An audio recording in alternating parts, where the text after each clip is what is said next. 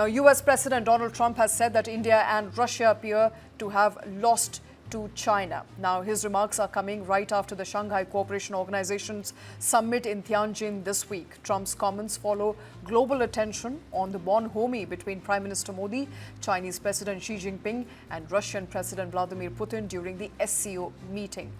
In a post on Truth Social, Donald Trump declared, and I quote, "We've lost India and Russia to darkest China." A sweeping statement that suggests complete alignment of New Delhi and Moscow with Beijing, a claim that simply oversimplifies the reality of India's foreign policy today. Now, Trump's words come on the heels of India's show of strength at the SCO summit and the Victory Day parade in China. Now, Prime Minister Modi's presence alongside Xi Jinping and Putin highlighted India's pursuit of a multipolar engagement and strategic autonomy. Following the Victory Day parade as well, earlier, Donald Trump accused China of forgetting the US's role in safeguarding it during World War II. He went on to allege that China and Russia, as well as North Korea, are conspiring together against the United States. Now, for Trump, this display of New Delhi's independent positioning clearly hasn't gone down well. His remarks come amid rising strains in the US-India relations after he doubled down tariffs on Indian imports, slapping a 50% whopping duty. The move was billed as a punishment for India's purchase of discounted Russian oil. Now, Trump is lamenting what he calls the loss of India. But here's the bottom line. India is not a prize to be won or lost. It's a sovereign power, charting its own course in global diplomacy. The demonstration of strength at the SCO is a reminder that India will engage with all sides to protect its own national interest and its economic security.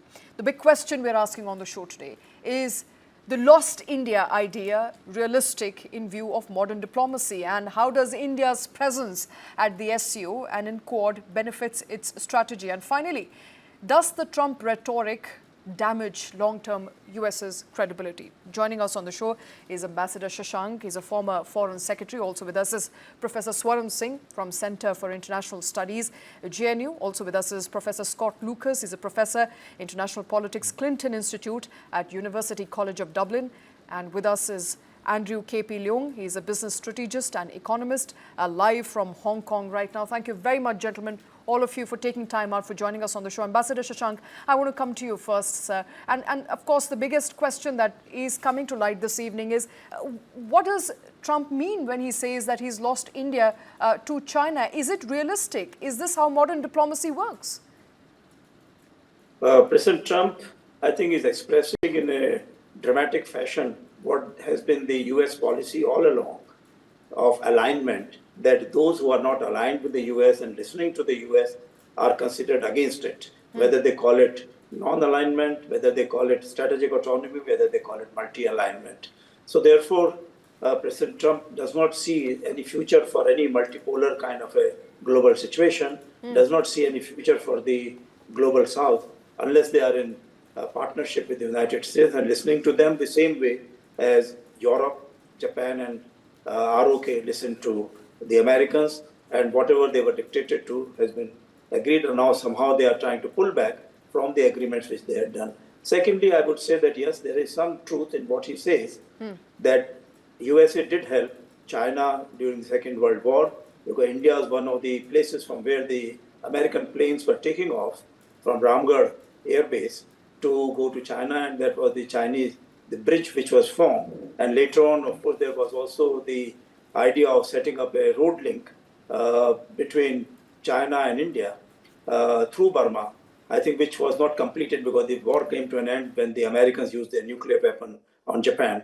So that is the basic situation, I would say, that India has gone for Quad partnership, but does not see it as an extension of NATO. Secondly, we have gone with China and Russia because we see that there is merit in it, in getting oil from Russia and building relations with China of mutual friendship, mutual understanding and respect. Right. Because we have a 4,000-kilometer border with China, so we cannot always see that, well, it's only by force that will protect our interests. Force is there, but at the same time, we have many areas of common interest. All right, we have many areas of common interest, and India and China, they're of course trying to find common grounds to work on strategically. But I have to ask you, Professor Swaran Singh, how does India's presence at the SCO, the bonhomie that we saw underplaying in SCO, how does it impact and benefit India's long-term strategy? See, between China and Russia, there is already a no limits partnership. And in 2018, these three leaders had met twice, raising this whole hype about China, India, Russia strategic triangle. But since then, India had drifted towards Quad from 2017, and pandemic and tensions with China had put an end to that triangle. That is now being revived, and in that sense, normalization of India-China relations is giving an opportunity to both China and Russia to showcase India being integral part of that strategic triangle. And that has gone as a clear message to President Trump that if he wants to bring tensions in India-US relations, India has other takers, India has other alternatives. India tried to make sure that Prime Minister goes to Japan first so that there is a bit of a balancing that India is also engaging a close ally of United States. But message was really hyped up primarily because the way Xi Jinping's speeches talked about US bullying, Cold War mindset. President Putin gave a press conference on multipolarism. And then, of course, the whole 80th anniversary parade showcasing 26 leaders joining President Xi Jinping despite Western boycott, showcasing of modern military technology and weapons and so on, has, I think, created a certain situation which adds on to what is happening inside United States. Courts are questioning President Trump's powers. Major Republican people are beginning to question the kind of sanity of tariffs against India. John Bolton, Jake Sullivan, look at media, New York Times, Washington Post, CNN, and so on. All of them are questioning, and now EU president, comes and asks Indian Prime Minister to use his good offices to with Putin and put an end to the Ukraine war. So all these put together are creating that anxiety. And let me just end this comment by saying that nevertheless, this remains primarily a President Trump's trouble with India and other countries. I don't think institutional and deep state United States is really looking at India as a problem.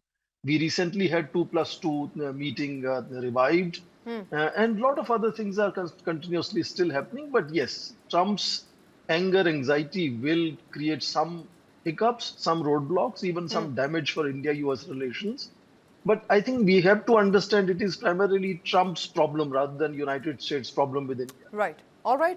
Trump's problem, Professor Scott Lucas. It does look like, would it be fair to say right now, this is also a self-inflicted damage that Donald Trump, has done to himself. It's the Trump tariff rhetorics that has in fact damaged the long-term US's credibility and India-US ties. Oh, I mean, of course, it's the tariffs that are like the headline issue. That when you set aside the possibility of a trade deal with India, which is where we were earlier this year, and you replace it with 50% tariffs, whether that's because you say there's an imbalance in trade or because of India's purchases of oils from Russia,